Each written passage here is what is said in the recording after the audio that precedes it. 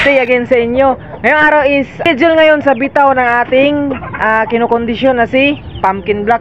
At wala tayong maipares kasi nga si Kanawayon nasa breeding at si Puti naman na andi dito. Yung kanyang tahid sa kanan is nabali. Medyo maga yung kanyang paa ngayon, siguro sa pagkakaig-kahig niya dun sa breeding pens, or di kaya di ko alam kung saan niya nakuha yung pagkabali ng kanyang tahid. So andito, kiniping ko na si Pumpkin Black. Andito siya sa kulungan na yan, oh. Ayan.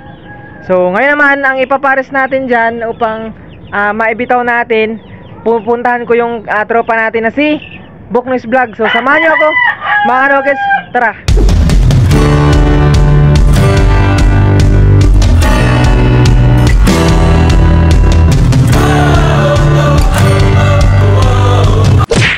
So andito, nauna na si ating tropa, oh, Buknoy's Vlog. Yun yung ating bibitaw kay Pumpkin Black. Disclaimer: no animals were harmed in the making of this video. Ayan, ayan, oh, pumpkin din mga kanokis, pumpkin. Yan. So andito na, pinagpahinga muna natin. Yan, yung nokis ni Buknoy's Vlog. Ando yun nating Pumpkin Black. Ayan, magkasing sukat sila mga nokis, no? Ang tangkad din ng manok na to, kaya ito yung naisip ko na ibibitaw doon kay Pumpkin Black nang sa ganun parehas talaga ng sukat, no? Parehas ng laki. Yan. So maya maya tatry na namin yung nokis natin, no, si Pumpkin Black. So di ko na ipapakita yung syempre naman bawal kay white, eh. So makikita nyo mga nokis dito sa ating yan FB page. PM lang kayo mga nokis, no, sa gagawin natin na bitaw ngayon. At ayun na nga, tapos na tayo sa ating bitaw kay Pumpkin Black at hinatid ko na yung ating tropa. Shoutout sa iyo, Adol, Buknoy's Vlog. Ayan, maraming salamat. So soon meron pa tayong pangalawa kasi nga meron pa yung pangalawang tatlo yatang try, no, sa bitaw. At eto, dinagdagan ko nga pala yung workout ni Pumpkin Black kasi nga yung workout niya is dito, kahig-kahig, pailaw sa gabi. Then eto na, yung dinagdag natin is yung ganto, duya, no. Ayan yung dinagdag natin. Kaso nga lang, si Pumpkin Black is hindi sanay. Tuwing nilalagay natin, tumatalon. Ang ginagawa naman natin para hindi tumalon, dinuduyan-duyan natin at yung kanyang dito dibdib or ulo, hinaharangan ko para hindi siya makatalon. Nang sa ganun, mananatili siya dito ng 20 minutes or 15 minutes. Dito siya sa duyan tuwing umaga at hapon or gabi, tuwing nagpapailaw tayo. Ayan. So dito siya mga nokis, no, ito yung dinagdag natin sa kanyang workout. Kaso nga lang, pati tayo ngalay din kasi nakaganto.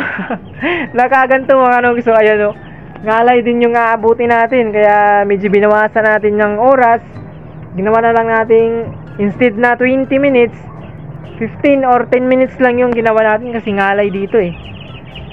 Ayan, so bali tapos na tayo sa pagbitaw kanina. Bukas papaliguan natin si Pumpkin Black, then pahinga niya bukas. Andito siya, papasilip ko ulit sa inyo. Ayan, nakapahinga naman na siya. Nasa taas siya, oh, ayan, oh. Ayan. Kasi di ko talaga maipaparis si Kanawayon, sa breeding. Andito na, hiniwalay na natin.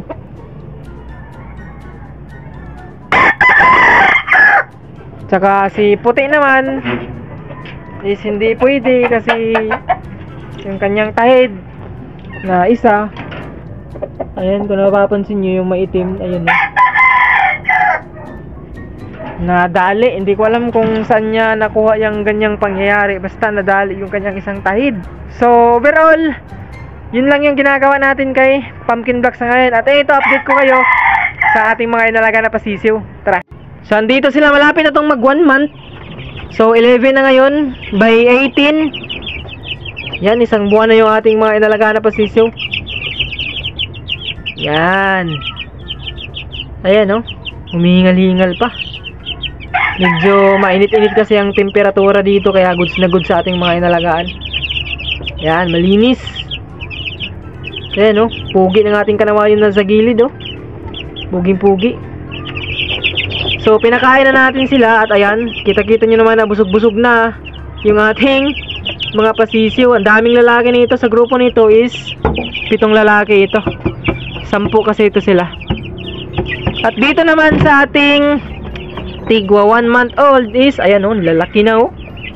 Ang ganda ng pulit na ito, kanawayon. Ito, lalaki. Ayan, oh, sumisingaw yung init, mga kanugis. Napakaganda. Napakaganda sa ating mga sisiw ang ganitong temperatura. Dahil sa brooder natin, oh, walang hangin, oh, nakakapasok. Ayan, oh. Meron ditong ano. Kaya napakaganda, oh.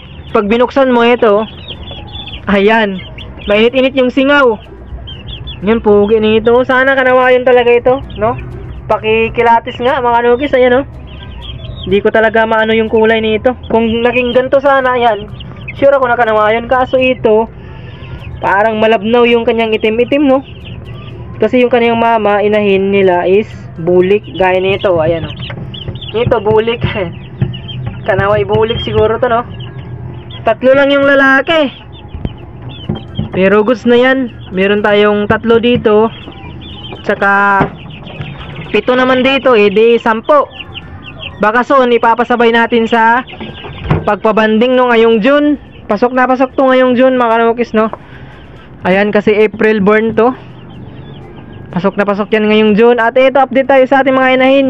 Yung inahin ni Lods Melfi Burga, napakasipag. Ayan, no? Napapansin nyo, wala na.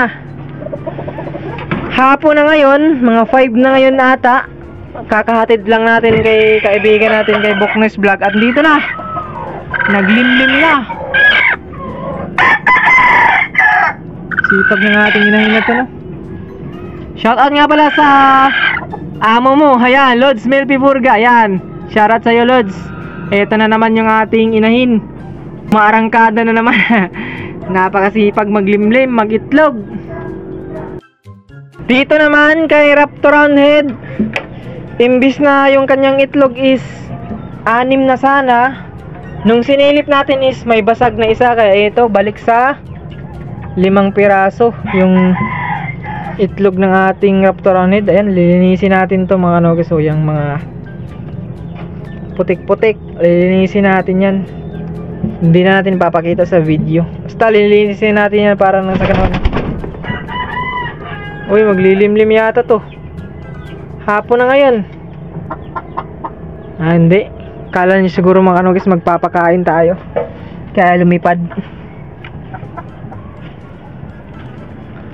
Nga pala, update tayo kay Raptor Roundhead, yung ating 6 months old. Dito, oh. Napakailap. Ito na siya ngayon. Medyo goods na yung kanyang katawan. Ayan siya, oh. So disclaimer, no animals were harmed in the making of this video. Ayan, yung ating Raptor Roundhead. Hap and Sons line to, mga kanugis, kasi yung kanyang nanay is yung ating Raptor Roundhead na yun from Hap and Sons Game Farm. Alright, bilang pagtatapos nating vlog for today, shoutout nga pala kay Simbrano ng Valenzuela, shoutout kay Edward, shoutout kay Paul Pulido ng Cebu, shoutout kay Marvin's Paler ng Marvin's Backyard, shoutout kay Manok ni Kizul. Ayan, mga vlogger natin ng mga tropa. At shoutout sa tropa natin na si Booknoise Vlog, at kay Lods Melfi Burga, at syempre kay Abdul Malik Jangka. Ayan, so hanggang dito na lang for today's video. Maraming salamat sa lahat ng nag-subscribe, nag-like, nag-comment, nag-share, at sa lahat ng mga nanood sa ating gawang video sa Peace out.